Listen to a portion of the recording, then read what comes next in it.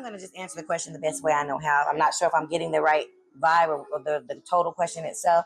The reason why I personally would not share that much information with someone is just because of the level. If we're at a certain level, I'm going to give you everything that you're asking for. And I'm going to initiate and take what and give what and do what I want to do with that person. Now, is that going to be every person that I run into? No. But I understand. I think what you're trying to really ask is, why doesn't a woman share her sexual desire and kink with you when we're talking about women? So I'm giving you my perspective. Why don't we share that with you off the rip? Or why don't we share it with you when we're being in an intimate setting? And why would we not share with you and give it to someone else? If you want to go and you want to ball gag, baby, I want you to ball gag me. You be like, you know what I'm saying? You're asking that. I think that's what you're trying to ask, because you're kind of skating back and forth, and I'm kind of trying to figure out the question. So is it the kinks, or is it they're what they want to do with you, or in general? Like, do women in general? I'm just. If I meet a woman. So you can chime in. I hear your opinion on this. Okay. And I meet this woman, and I vibe with her. You know what? This is what I do. This is how I like the situation. And then I'm gonna find out.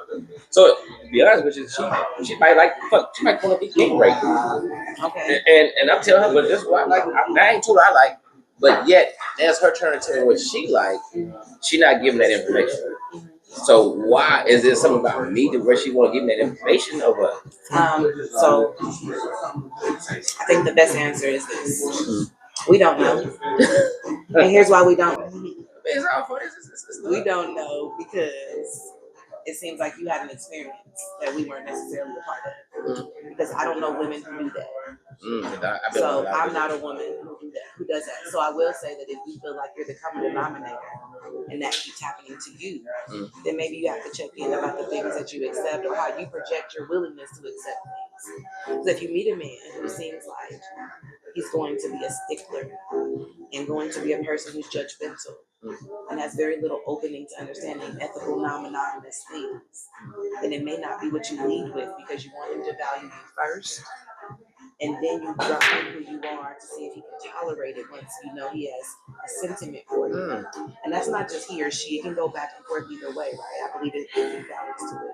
But I think when it comes to men, your ego is tied to, and your masculinity is tied to the value of your woman and that pussy.